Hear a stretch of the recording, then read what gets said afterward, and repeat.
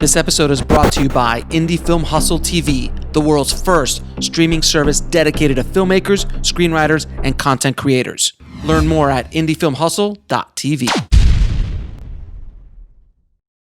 I'd like to welcome to the show John Fitzgerald, man. Thank you so much for being on the show, my friend. Absolutely. Happy to be here. Thank you, man. And like I was saying off air, your book makes a cameo in my film On the Corner of Ego and Desire. When we're in the bookstore, we pan across it. It's the first book that's seen in it. It's not a quick pan. It's a moment. You read the title. So I wanted to give you a shout out for the book. I love that. So before we get started, another reason to see your movie. Yeah, exactly. Now, real quick, before we get started, how did you get into the business? I have a film degree from UCSB and broke into the training program at William Morris. And back then it was actually Triad, but it was acquired. And did the development thing a while, socking away my per diem, working on a script that I'd started in film school, and eventually raised the funds to shoot it. And like everyone else, really wanted to premiere it at Sundance, but it wasn't to be. Fortunately for me, I had met a couple other filmmakers at the IFFM in New York that year, and they didn't get in either. And so we all banded together and started Slam Dance. So I kind of by accident became a festival director.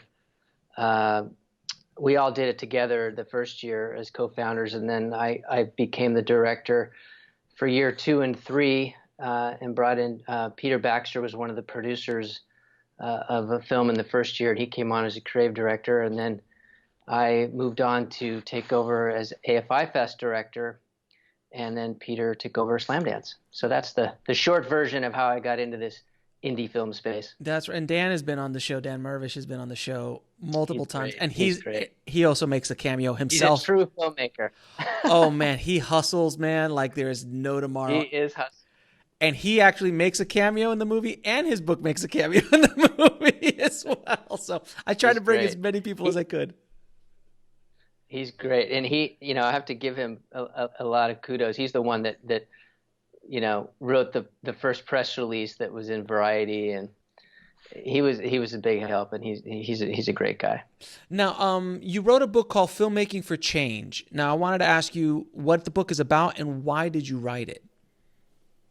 Sure. Well, having done film festivals for a number of years, again, as a festival director, essentially curating movies, I found myself on a panel with Michael Wiese, and we're walking back to the hotel, and I said, "Hey, I've become more interested in what I call social impact movies, and I'm wondering, why you guys don't have a book on this subject. What would it take to make that happen?" And he said, "Well, send me an outline and the first chapter, and if it makes sense, we'll do it." So that's kind of where it started, and it's true. I had become much more interested in documentary and even narrative that were movies with some social relevance, and so I did that book, and really was thinking along the lines with some of their other books that this could be something that was taught in film schools to really help filmmakers learn how to take ideas and make documentary, but not just talking heads documentary, but how do you take a core of an idea and sort of break it down into a narrative structure. And I used some other Michael Wiese books, The Hero's Journey, for example, Joseph Campbell's Hero's Journey and the 12 Stages. I'm sure you're familiar with that. Mm-hmm. And so that was kind of the anchor for the book, and how to have, development and production and then distribution, and how you could take all these pieces and think of these movies as more narrative stories. And then I made a handful of documentaries along the way that I could kind of reference in the book as examples. Now, documentaries are an easy play for social impact. They're kind of, if done correctly, they're kind of built to do that. Where I find it a little bit more complicated is in the narrative space. Do you have any tips or suggestions, and also examples of narrative films that have really has created social impact, besides Coming to America, of course? Well, it's funny you say that, because when I was writing the book, obviously I had to do a lot of research to give it some context, and what you really learn when you kind of take a deeper dive is that a lot of movies over the years have been social impact movies. They're just not labeled that way. Mm-hmm. And you even think about Schindler's List. Yeah, of course. You think of Green Book. Yeah. Right. I mean, if you look at the Oscars the last few years, it's Spotlight. You think of a lot of big narratives that actually have something to say, and so I think it's not something that audiences are necessarily looking out for consciously. But I think because there's so much wackiness going on in the world, I think that one of the reasons why we're seeing a kind of a spike in documentary and even social impact narrative is that people are more interested in learning now about the world around them and different cultures and getting to the crux of some of these big issues. Now, how do you dance, though, the line between preachy and entertaining? Because if you start preaching, people tune off, even in documentaries to a certain extent. I'm a huge fan of documentary, and the whole plant-based food movement was started with documentary, basically with Fork Over Knives. Forks Over Knives. Yeah, yep, Fork in my Over. book. I'm sorry? Forks Over Knives is in my book as a case study. Yeah, Fork Over Knives, Food Matters, all those kind of What the Health and Cowspiracy and all these other ones. So they're very powerful. And even back in the day with Roger and Me, with Michael Moore and his social impacts with his documentaries. Yeah. But how do you dance the line between preachy and entertaining? I honestly think it's a combination of different factors that don't necessarily all apply into each project. I think each kind of has their own anchor. Obviously, with Moore, you've got a charismatic figure who you kind of want to watch because he's so crazy. But there's other documentaries where the filmmaking style is really interesting. You think about Life Itself, right? The documentary made a few years ago, and they used animation, and this guy had grown up with a disorder essentially, and connected it back to Disney movies, and so I think it's really a question of what your style and your structure is, and if you can somehow weave in a narrative flow. I mean, there is a reason why there's a beginning, a middle, and an end to most of the bigger, more popular stories, whether it's a book or a movie. So I think that's the key, and I think filmmakers are getting it, and that's why if you look back, and to some extent we could thank Netflix. They've really busted open the doors for documentary in the last few years. I think with such a deep library, and of course HBO. So they're out there, and there's a reason why people are paying attention now, and I think it's because these stories are told in such an interesting way. The one thing I found interesting about your book and what you're trying to say with it is that it does really fall into the concept that I've kind of been preaching about profusely over the last 6 months or longer, is this whole concept of being a filmtrepreneur, being an entrepreneurial filmmaker, and finding a niche and then feeding that niche, providing service to that niche. Social impact movies are literally that.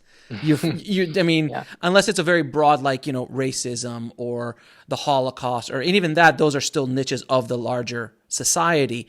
They're kind of pre-built for that. Do you have any tips on how, because I know when you're making a social impact film, money might not be a specific goal, but if you're raising money for a cause, for a foundation, then generating revenue is as important as if it was going into your own pocket, even more so than at that point. So still, revenue generation is still extremely important for filmmakers, even doing social impact movies. So do you have any recommendations in regards to what you've seen over the years?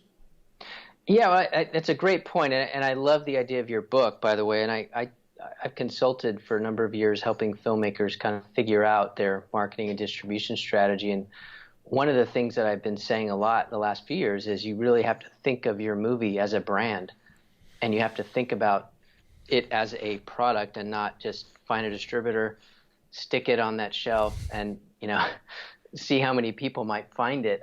You do have to do all the things that I'm sure you cover in your book. In terms of social impact, what's interesting is you need to have a call to action.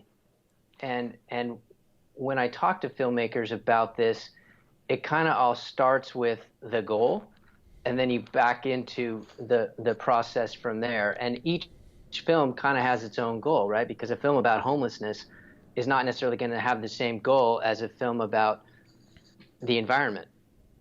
You look at a movie like Racing Extinction, they created an amazing campaign, and I don't know if you had a chance to check it out, but the new book, the second edition, has a whole new section, which is called Activation, to your point, which is, how can you take this idea that was built with a mission in mind and put it in motion? And I think what Racing Extinction did, which was brilliant, is that they took this concept of climate change and they put different challenges in there with call to actions. Did you know that animal agriculture is responsible for 14.5% of global emissions?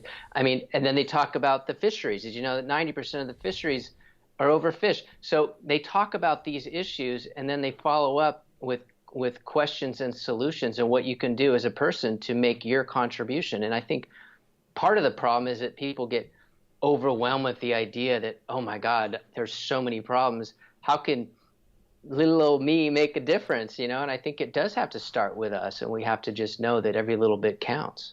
Yeah, there's I'm thinking a movie came like Boys Don't Cry, which obviously touched upon at the time really that LGBTQ rights, which was something that was not even discussed when that movie came out. Really, it was kind of like one of those films, and it could have been at the end like, hey, if you know somebody, put on, go to this website, sign up and get help or whatever that might be, or get assistance or whatever.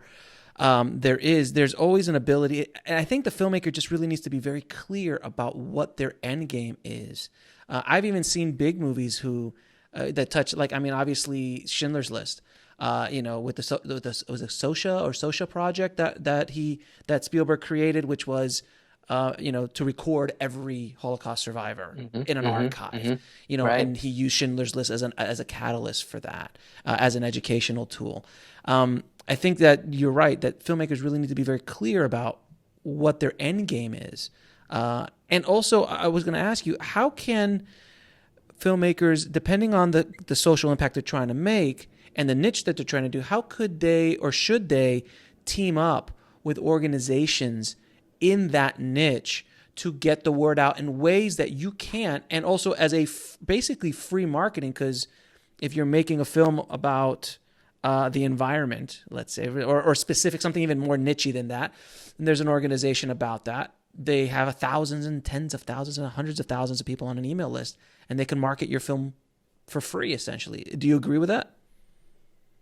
Absolutely. You just hit it right on the head. I mean, with virtually all of these, what I call cause cinema movies, these are projects that have not-for-profits, depending on the category, whether it's the oceans or homelessness or education, veterans, you name it. All of them have organizations to support this effort, and it is, in a way, almost a sponsorship or a partnership agreement that is developed between filmmaking team and company. Really, it's going to them and saying, look, I've got this content and it supports your mission. How can we help each other? How can you get our message out to your audience base? Maybe it's giving you some content for your website, depending on what their forum is. But it really does come down to understanding, after you get past, underneath the layer of the goal, it's what's your distribution plan? Are you interested in playing on Netflix or HBO And what if they don't want you? Are you going to play in schools? Are you going to play in high schools? Are you going to play in colleges? What is your action campaign that supports the screening? Are you going to have bumper stickers? Are you going to have T-shirts? What is your call to action? And I think once you back into what your distribution model is, I did a movie a few years ago called The Milky Way, and it's about breastfeeding in America. Nice. And kind of restoring the nursing phenomenon. Correct. It will blow your mind just how bad America is at this really important. I have kids. Trust me, I know. I was psychotic when my kids were in my wife's belly. I was just like, I did so much research. I watched so many documentaries. It was like, baby, you're breastfeeding. And she's like, I know, and don't tell me what to do. But what's crazy though is that a lot of people just assume that formula's it's about better, the nutrition factor or whatever, but they don't realize it's the skin to skin. And anyway, I know more about that now than my wife did when she was breastfeeding. but the point is that these filmmakers weren't making it to make money. Right. Yes, they were on Netflix. Yes, they got the exposure, but it was more about how do we do a screening campaign that will give mothers an opportunity to see this movie, and who are the right partners to do that. So with that particular film, speaking of Tug, unfortunately, we did a campaign with Tug. And frankly, these filmmakers did not set the bar super high in terms of how many people had to see the movie to trigger the screening. They were thinking, look, if there are 15, 20 moms in that theater, we're good. That we help, we're in. So they didn't do it for money, and it's a wonderful thing to see when you see the emails flooding in to ladies. They're both essentially nurses, to see the impact they're having, and that is a perfect example of a social impact film that we created with a beginning, middle, and end. It has a story. There's the good guys and the bad guys. There's some animation, and it's an interesting story, but it does make a difference. And they knew that it wasn't about how much money they were going to make. It was about connecting to these groups and having their Facebook and their Instagram and all these social media platforms and websites in that nursing category that could do outreach for them, because the audiences want to know about this subject. So since you've touched upon it, I want to talk a little bit about distribution, and that is, it's a dirty word in many ways. It has become a dirty word, and at the end of the day, it's always been wild west. And people think it's, oh no, everything's so much easier, or it's more controlled. There are rules. There's absolutely no rules. It's worse than ever. And I actually had conversations today, actually, with filmmakers who are going through this whole Tug situation. If anyone listening has not listened to episode 373, where I break the story in regards to what happened with Tug and what Tug was and everything, but that there was documentaries who had educational series and educational content that was licensed by Tug, and now they're going to lose $8 to $10,000, and they're like, that's plus all the exposure for the cause and everything. It's brutal out there. So it's brutal out there for filmmakers as a general statement. But I think it's even a little bit more heartbreaking when you're doing this for almost a nonprofit, and there are nonprofit filmmakers out there that just want the cause to get out there, and they still get screwed, and the films get screwed. I mean, you're in the space. You're definitely in the space of distribution as well. So I'd love to hear your thoughts and ideas about what can be done, what should you look out for, and we touched a little bit about the entrepreneurial filmmaking model, which I do believe is the future, or a hybrid version of that. But what's your take on it? Well, I think I tend to try and look at things like a little bit more of the silver lining side. I do think that it is really disturbing when you hear about Distributor and Tug and these companies that were doing so well for filmmakers that shut down. I will also say though that by having so many new streaming channels, and frankly channels that aren't necessarily curating, there isn't as difficult of a barrier as there was some time ago. I mean, clearly if you don't have a relationship with iTunes, you don't have a relationship with Netflix or HBO, it's going to be hard for you to get traction there.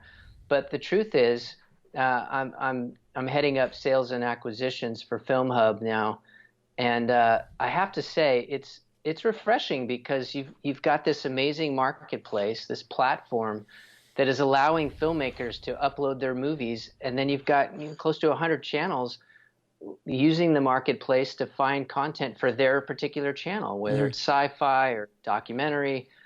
And what we're finding is, again, it could be Zumo, it could be Tubi, but these channels are looking for a lot of different types of content. And frankly, they're accepting content and putting it out to their consumers that wouldn't have gotten into Sundance, for example, right, or some even second-tier festivals. So they're giving opportunities to filmmakers, and filmmakers don't have to pay a bunch of fees up front to upload into FilmHub. It's performance-based. So you could have a lot of these movies that couldn't find a home anywhere else ultimately land at FilmHub, be discovered by a bunch of channels that some of your listeners may not even know exist. Mm-hmm.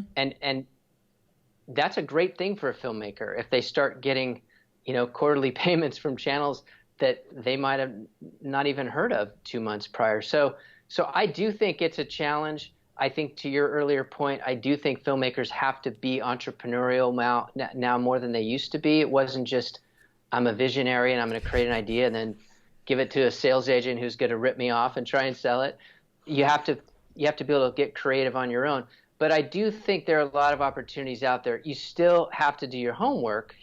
You have to know who the right players are.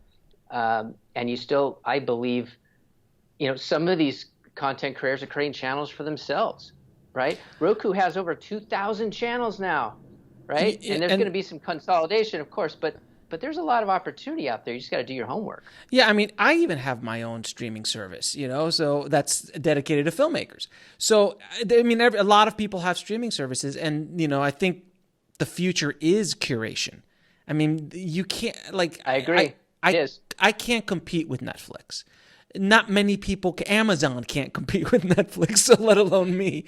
So the broad spectrum channels, I think, will start to just die off because they won't be able to be sustained. Their funding will finally crap out, and they'll close. And I've seen that already happening. But I feel that the niche or curated channels are going to be able to survive because people will want, if you're into documentaries, Curiosity Stream is a pretty good deal. I just signed up for $12 for the year. I'm like, okay, it was a quick end of the year or Black Friday sale. I was like, yeah, sure, I might. Why not?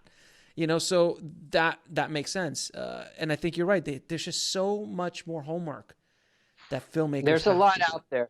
There's a lot out there, and I do agree. There's going to be some consolidation for sure. That there won't be 2,000 channels in 5 years, but the point is, do your homework and see which of these channels have your niche. Mm-hmm. And I do think that there is something to be said for curation, especially if you're focusing on a specific category.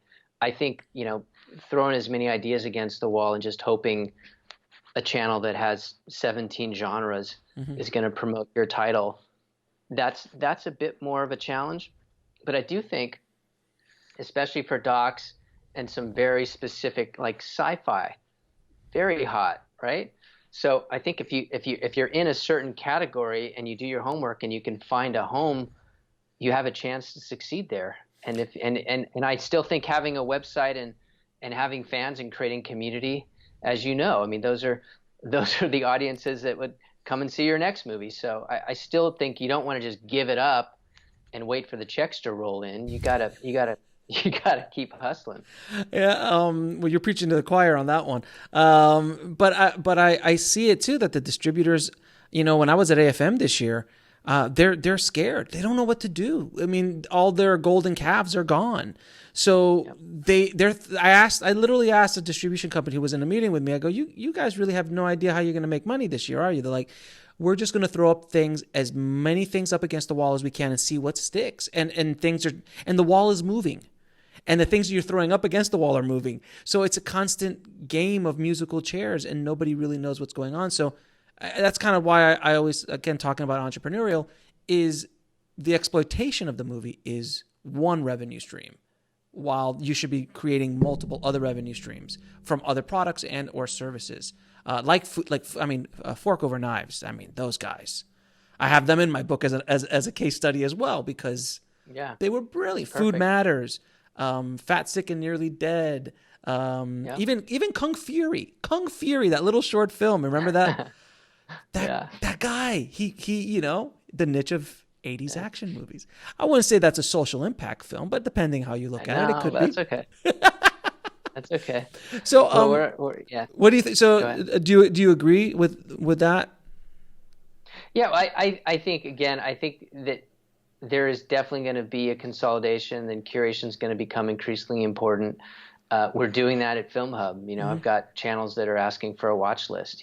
Some of them don't spend quite as much time sifting through thousands of content that we have on the site. They don't all want to do that. They'd rather have us kind of feed them. But the marketplace as a tool, once you teach the man to fish, right? You hope that they can use the advanced search tools and find the best content for their sites going forward.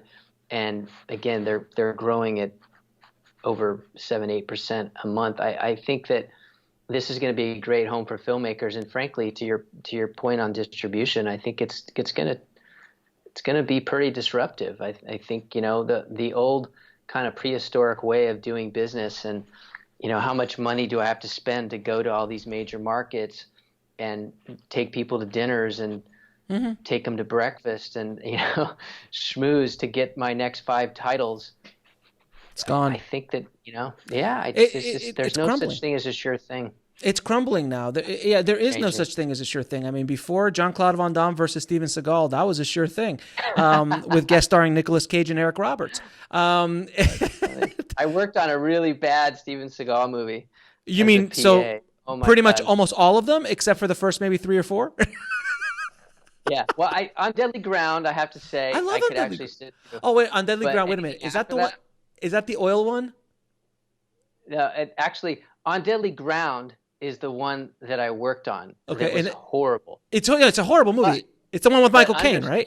Under Siege, I think, was the first one, right? That he was actually decent at. So Under Siege, arguably, this is my time of life. So I worked in a video store during this time. So this is like I've said before on the show, there's a window of time that I will challenge anybody to a trivia situation. So from 87 to 93, I pretty much watched everything that was put out. So during that time, there was Above the Law, Hard to Kill, Marked for Death, Out for Justice, and then Under Siege showed up. I would argue, so Under Siege was in the middle of the pack. Yeah, so Under Siege, I would argue, is probably his best and was his biggest hit, and it was a Warner Brothers release. Above the Law, not bad. I have a good place for me in Hard to Kill, but I did remember he did On Deadly Ground. If I'm not mistaken, that's the oil one in Alaska with Michael Caine. And oh my God! And he directed. John C. McGinley, Billy Bob Thornton. It was an awesome cast. But he directed. And he directed it. Yeah. And he was a mess. So drunk on his own power, I could only imagine what that was like. Yeah. But he was trying to. But it was a social impact movie. Podcast of what not to do in studio production. That movie would check all the boxes. But that was a movie, if I remember correctly, that was a social impact movie. He was trying to say something about American with Eskimo. Was it Eskimos or American Indian? And oil and the environment. Alaska. It was Alaska. So it was like the natives of Alaska and all this. So it really was a bit preachy, if I remember correct. It was like a bit preachy. It was preachy. It was bad. It was just bad. There was nothing good about it. Bad cinema. It started to The only thing good about it was it put some money in my pocket so I could get closer to making my independent film. That was the kind of helped me get to Slam Dance. That's the way to look at it. That's an absolute wonderful way to look at it, my friend. I have to say. Now, do you have any tips for finding funding for these social impact films? Because when you're doing a social impact film, funding opportunities are more relevant than the action movie starring Eric Roberts and Michael Madsen. So you have places you could go to get that. Do you have any tips for the listeners? Well, I do cover that a little bit in the book, and I have a list of organizations, and it really just depends kind of on how much you're looking for. There's probably half a dozen or so, and I know Seed and Spark has a lot of information about that. Fledgling, you can go to the IDA website and see a really long list of organizations that support docs, a lot of grants.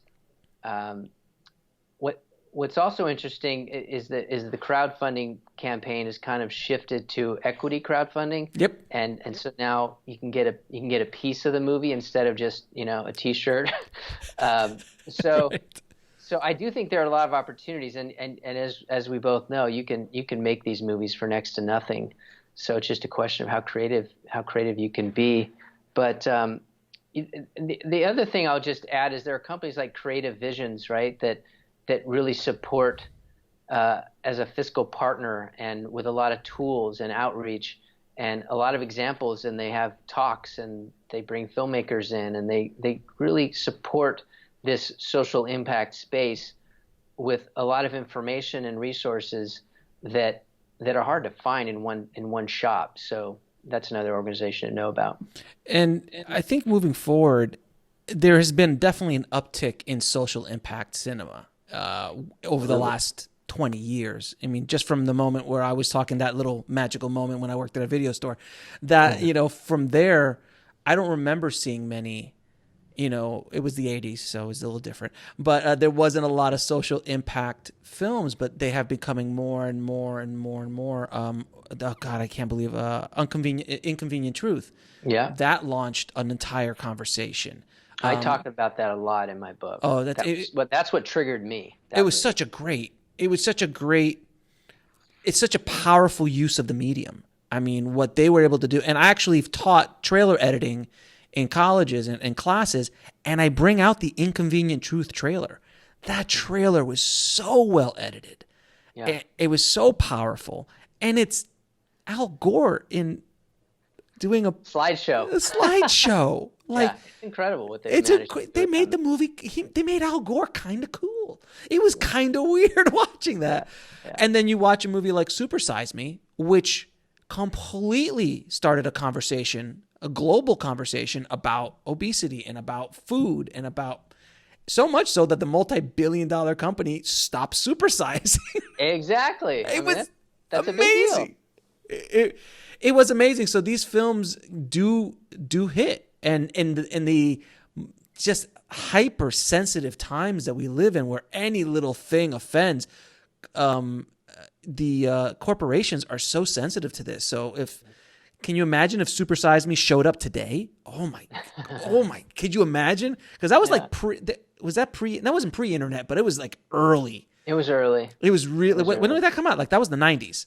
It was It was more than 10 years ago. No, it's definitely the 90s if I'm not mistaken, but late 90s when that came out. So late 90s or early 2000s, but it was like pre-Facebook, pre insane social media. I know you're looking it up. Go ahead, go look it up because I was going to try and find it while you're talking.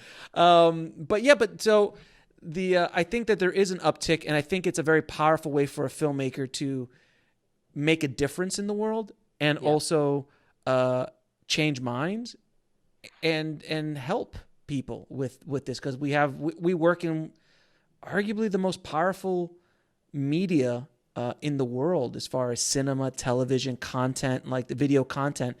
You can watch a movie and your life changes. Like you make a difference. Yeah, and it So 2004, by the way. Okay, good. I wasn't too far off. Not too far. But the thing is, these movies are movies that you start a dialogue with somebody that may not know anything about it, right? You see something, it's like hearing a new song. You want to tell your friend about that new song. You see one of these movies and it strikes you somehow. It makes you want to talk about it and share the information. And one of the things that I think is the next wave, I started this a bit with Cause Cinema, and then I got sidetracked with these other ideas, but is I believe there needs to be a more concentrated approach at connecting the cause to the movie. And so that if you see the movie, when you finish the movie, you're actually on a landing page that tells you more about the causes if you want to get involved or make a donation or read more about it. That's something that hasn't really happened yet. And I think, participant media was the likely candidate to assume that role, and they did a lot with their digital, and then they shut it down. So somebody needs to do that in a big way, because what you don't want to do is see one of these movies that can really make a difference and then kind of go out to dinner and forget about it, right? You want to be able to make a difference, and that's why calls to action are so important. Yeah, I just saw the film Game Changers, which was, I just read that was the biggest documentary in iTunes history within 2 weeks, which about vegan athletes. Yeah. And I've had so many people publicly now come out, like Dolph Lundgren and Robert Downey Jr. and all these people that watch the documentary, and they're just like, yeah, I'm changing. I'm not trying to preach here, guys. Eat your meat. It's up to you.